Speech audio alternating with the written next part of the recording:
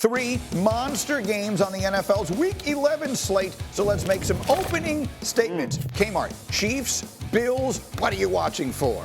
I want to see which version of Josh Allen are we going to see. Over the first, I think it was the first 7 weeks of the season, he had 12 touchdowns and 0 interceptions.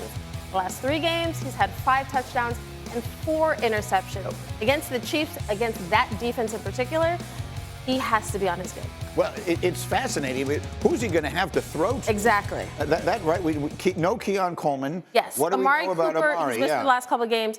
They're going to see if he can play. And then also Dalton Kincaid. He had left that game, this past game. He did not return. So Sean McDermott said, yeah, we're going to wait and see how he feels over the next couple of days. So he could be without 3 key pass catchers here. I don't care about none of that. Y'all don't know Josh Allen that I know. Well, he can go back into the time machine to a period where it didn't matter. He can throw it to whoever he wants. He can run. He can hand it to whoever he wants. He can throw it to his damn self. I think Josh Allen, in this particular matchup, I would love to have those receivers and tight ends out there, but I know that Josh Allen's going to show up and make plays, and I really like Khalil Shakir. He's a hell of a player with the ball in his hands. Yeah, I agree. I do think it matters, though, especially Kincaid. I understand the knocks, but Kincaid is a big piece, especially for comfort. And when you think about Cooper, it's not only for this game. I don't want to make it because we're midway through the season, but you want to start seeing him. He and Josh Allen finding form together in big games, good defense like K-Mart just talked about, one of the best defense in the league. Like, find your future in this. At some point, you want to get them going into a rhythm. I think Coleman is probably he's the most exciting. When you start blocking people into the benches, like he's become my favorite receiver. You've been talking about that for 3 weeks now. I'm not going to stop because that's my dog. And I want him back. I want him back on the field so I can see him do it again. That's the most disappointing part about this whole game. But it's not just about just the pass catchers that Josh has to throw to. It's also Keon Coleman's, Amari Cooper's presence helps Keon Coleman get favorable matchups. So when you talk about Keon being missing, Amari Cooper, still we're going to wait and see. Dalton Kincaid, it's also about which guy. You already know the Chiefs are like, okay, James Cook, Dawson Knox, okay, Khalil Shakir, okay. You know what I'm saying? Analysis is great. I ain't trying to hear none of that. He's a baller. Josh Allen going to go off. There's a lot of things that at play here. One of them is, will the last unbeaten team finally fall? This seems like a reasonable spot for it to happen. The next is, this could be a very interesting Josh Allen MVP resume game. If he goes out, to your point, without his best weapons and plays huge and they win, that's one that will be remembered when these votes get get counted. But we want to point out something to you because there's a lot of stars in this game, right? You got Mahomes and Kelsey, and you got Allen, you got all these guys.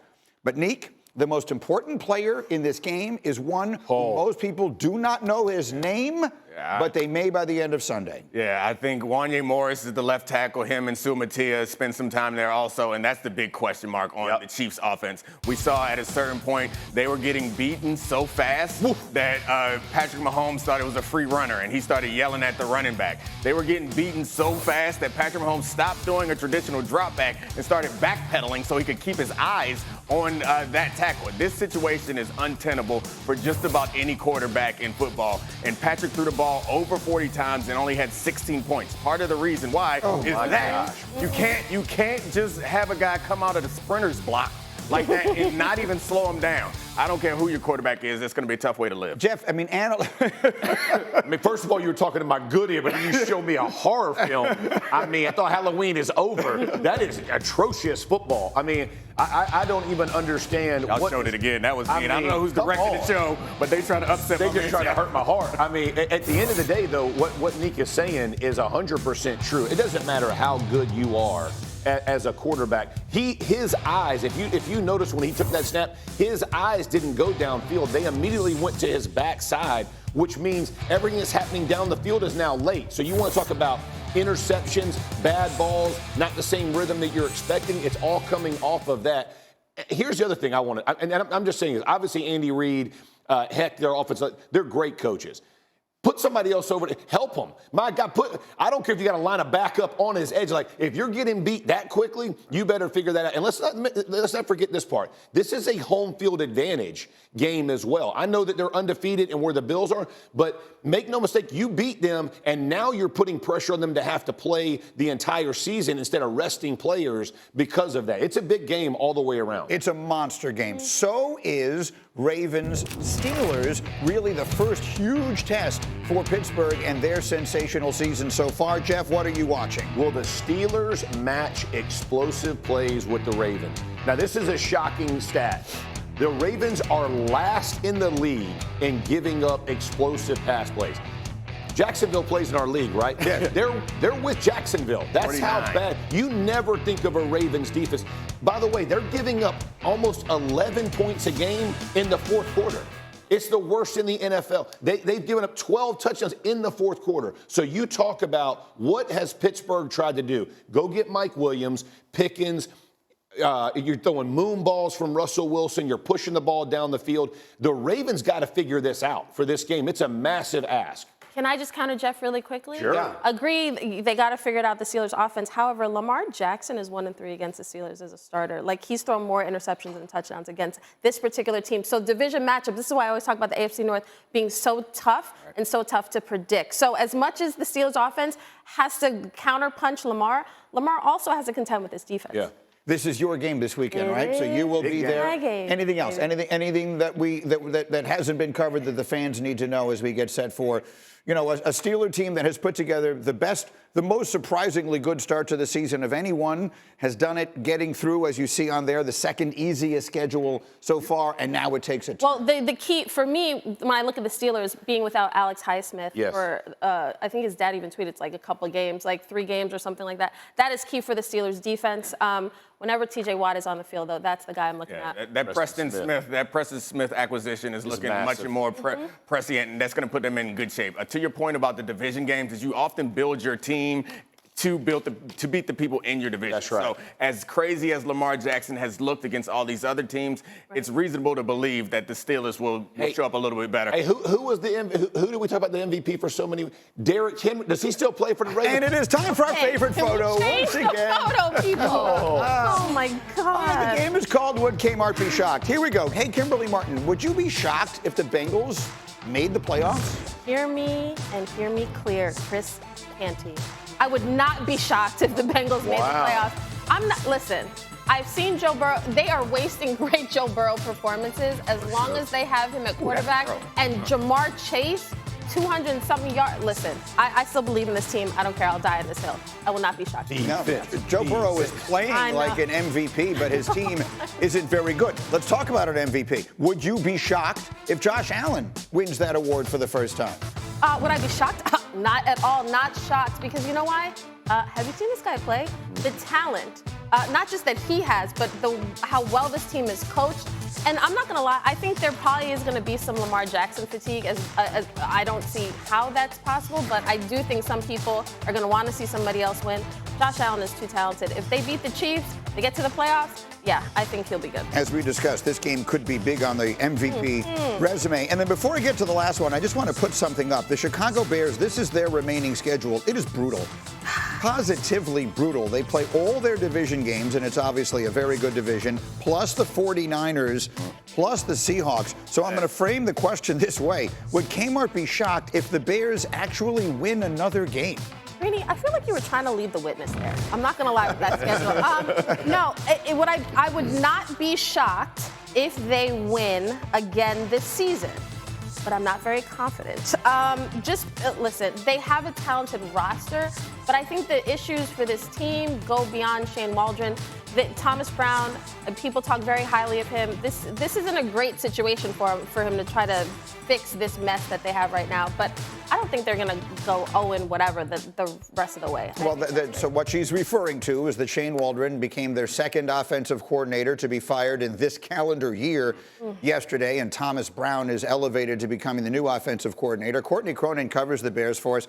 She jumps in with us from Chicago. Courtney, I know you were talking to everybody yesterday. The situation has gotten quite ugly. What is the reaction you are getting? Yeah, Greeny, everything centers now around Caleb Williams and what this switch can do for the rookie quarterback. And DeAndre Swift said the other day he's not worried about Caleb Williams because Caleb Williams isn't fazed by all of this. But how can you not be? One player I spoke with yesterday to take the temperature of the team in the light of the Shane Waldron firing and Thomas Brown being promoted to that role told me that everyone is behind Caleb Williams. He's too talented to not succeed. It's just the question of whether this coaching staff and the switch that they made will do enough to develop the rookie quarterback. And for what might they do? What is the sense we're getting of what the new offensive coordinator Thomas Brown can do or will do that Shane Waldron wasn't? For starters, this is one of the least efficient offenses in football, so trying to get some semblance of a passing attack going downfield. I know it sounds simple in nature, but that's the vibe that I get from players. And I want to take you into a conversation I had with Keenan Allen, veteran wide receiver in his first year with the Bears, 2 weeks ago after the Arizona game where they couldn't score a touchdown. I asked him about what's wrong. Are there any fixes to this? And he said, I don't think it's going to be an easy fix. I can't tell you what's wrong right now. So that kind of shows you the state the Chicago offense is when Thomas Brown inherits it. Well, so if they don't know what their own problems are, that's a huge problem. Courtney, stay close. We'll keep you with us as we get into it here because we know what their problem is. We showed you the tape yesterday, and in case you weren't with us, guys, show us again exactly where this thing is going sideways. Yeah, I'm going to start, but I know that Jeff's going to jump in because nothing stresses an O-lineman out more than a quarterback holding onto the ball too long. Great. And this is a video of Caleb Williams holding onto the ball for 5.5 seconds. No one can protect that long. And part of the problem, I think we're going to focus on Caleb right here and say that he's holding onto the ball too long, but sometimes that's a result of other things happening. Some of these tapes are when receivers are open and Caleb doesn't trust them, but some of it's also when no one's open. They aren't yet into their breaks yet. They haven't gotten open yet. And for a rookie quarterback, it really drains your confidence. And Jeff, for an offensive lineman of any age, what happens when your quarterback is holding onto the ball? So let me say this, there's truth all around. Route, depth, and timing matters. So I'm not going to speak to that side of it, right? But what I will speak to is this.